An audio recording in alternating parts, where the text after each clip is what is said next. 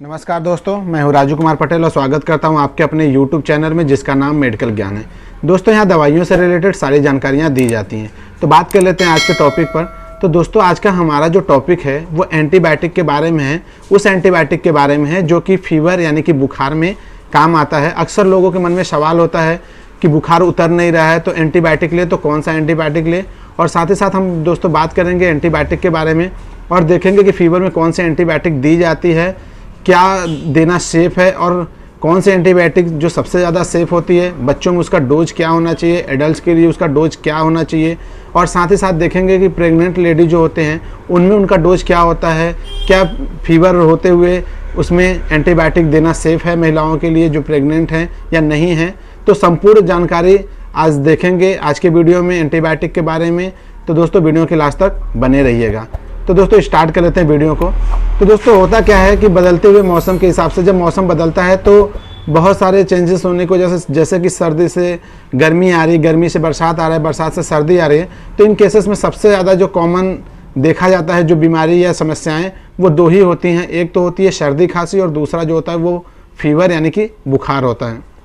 तो सर्दी के केसेस में दोस्तों बहुत सारे ऐसी औषधियाँ होती हैं जो अपने घर पे भी हम काढ़ा बना करके लेने से सर्दी को ठीक कर लेते हैं, खांसी को ठीक करते हैं। लेकिन जब बात फीवर की आती है, बुखार की आती है, तब हमें ये सोचना होता है कि बुखार में क्या लें। तो हमारे दिमाग में सबसे पहले एक ही चीज़ आता है कि अगर हमें बुखार है तो हम उसमें पैरासीटामॉल लेते हैं। दोस्तों बुखार को उतारने के लिए पैरासीटामॉल बहुत ही अच्छी सेफ दवाई है। लेकिन होता क्या है कि जब हम पैरासीटामॉल को एक दिन खाते हैं, 2 दिन खाते हैं, 3 दिन खाते हैं, उसके बावजूद भी हमारा फीवर उतरता नहीं है या बुखार उतरता नहीं है, या दूसरे केसेस में देखा जाता है कि हम जब भी पैरासीटामॉल खाते हैं जब तक उसका असर रहता है 3 घंटे 4 घंटे तब तक फीवर हमारा उतर जाता है। उसके बाद फिर हमें बुखार आ जाता है, फिर टैबलेट्स खाते हैं, फिर हमारा बुखार उतर जाता है, उसके बाद फिर आ जाता है। तो ऐसे केसेस में हमारे मन में सवाल उठता है कि फीवर को वो हमेशा के लिए उतारने के लिए क्या करें या परमानेंट फीवर को ख़त्म करने के लिए क्या मेडिसिन्स ले। तो ऐसे केसेस में या तो हम डॉक्टर के पास जाते हैं या हमारे मन में होता है कि हम कौन से एंटीबायोटिक का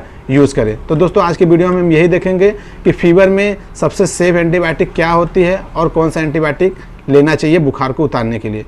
तो बता दें दोस्तों कि बुखार को उतारने के लिए जो सबसे सेफ एंटीबायोटिक होती है वो आप कॉम्बिनेशन की बात करें, फार्मूले की बात करें तो सिफिक्सिम जो होता है दोस्तों फीवर को उतारने के लिए बहुत ही सेफ दवाई होती है, एंटीबायोटिक होती है। अगर आपको फीवर है तो ऐसे केसेस में दोस्तों सबसे पहले हम पैरासीटामॉल का यूज़ करते हैं। पैरासीटामॉल में 2 डोजेज आते हैं। पहला तो डोज आता है 500 mg और दूसरा जो आता है 650 mg आता है। तो एक जो एडल्ट की डोज होता है दोस्तों, तो हम पैरासीटामॉल को सुबह शाम खाना खाने के बाद देते हैं। लेकिन कभी कभी किसी केसेस में फीवर ज़्यादा होता है या उतर नहीं पाता तो हम ऐसे केसेस में 3 टाइम भी उसका डोज कर देते हैं, सुबह दोपहर शाम। और किसी किसी केसेस में डॉक्टर लोग 4 टाइम भी पैरासीटामॉल लेने का सलाह देते हैं। लेकिन दिक्कत तब होती है कि जब हम पैरासीटामॉल खा करके थक जाते हैं, बुखार नहीं उतरता, तब ऐसे केसेस में हम उसको एक सपोर्ट के लिए एक ड्रग्स देते हैं जिसको हम एंटीबायोटिक बोलते हैं। तो वो एंटीबायोटिक क्या होती है दोस्तों, तो बता दें कि जो सिफिक्सिम होती है सबसे सेफ दवाई मानी गई है। फीवर के लिए बहुत ही अच्छा इसका रोल है और इसका रिजल्ट भी बहुत अच्छा है। तो सबसे पहले हम नॉर्मल सिफिक्सिम देते हैं। जैसे कि उसका अगर ब्रांड की बात करें तो महासेफ आ जाता है, साथ साथ में जीफी आ जाता है, और उसकी बात करें तो टैक्जिम आ जाता है। मार्केट में इस प्रकार की ब्रांड में दवाइयाँ मिलती हैं जिसके अंदर सिफिक्सिम होता है 200 mg। दोस्तों सिफिक्सिम 200 mg को हम 2 टाइम, एक टाइम सुबह और एक टाइम शाम खाना खाने के बाद देते हैं। लेकिन किसी किसी केसेस में जब सिफिक्सिम से फीवर हमारा नहीं उतरता तो इसके डोज को बढ़ाने के लिए दोस्तों हम डबल एंटीबायोटिक का यूज़ करते हैं, जिसमें हम सिफिक्सिम के साथ साथ ओफ्लोक्सासिन देते हैं जिसका बहुत ही अच्छा रिजल्ट होता है। तो ऐसे केसेस में हम महासेफ प्लस देते हैं। महासेफ प्लस में सिफिक्सिम प्लस ओफ्लोक्सासिन 200 mg की मात्रा में मिला होता है। इससे आपका फीवर कैसा भी हो उतर जाता है। या तो हम GFO का उपयोग करते हैं जिसमें सिफिक्सिम और ओफ्लोक्सासिन 200 mg की मात्रा में मिला होता है। तो इन दवाइयों को हम 1 गोली सुबह खाना खाने के बाद और शाम को 1 गोली खाना खाने के बाद 2 टाइम देते हैं एंटीबायोटिक को। बता दें दोस्तों कि एंटीबायोटिक कभी भी आप लें तो सिर्फ दिन में 2 ही बार इसका यूज़ करते हैं, एक बार सुबह और एक बार शाम। इसको 3 बार 4 बार 5 बार यूज़ नहीं करते। बता दें दोस्तों कि अगर फीवर ज़्यादा है तो आप इस केसेस में पैरासीटामॉल को 3 टाइम कर सकते हैं, एक बार सुबह, एक बार दोपहर, एक बार शाम।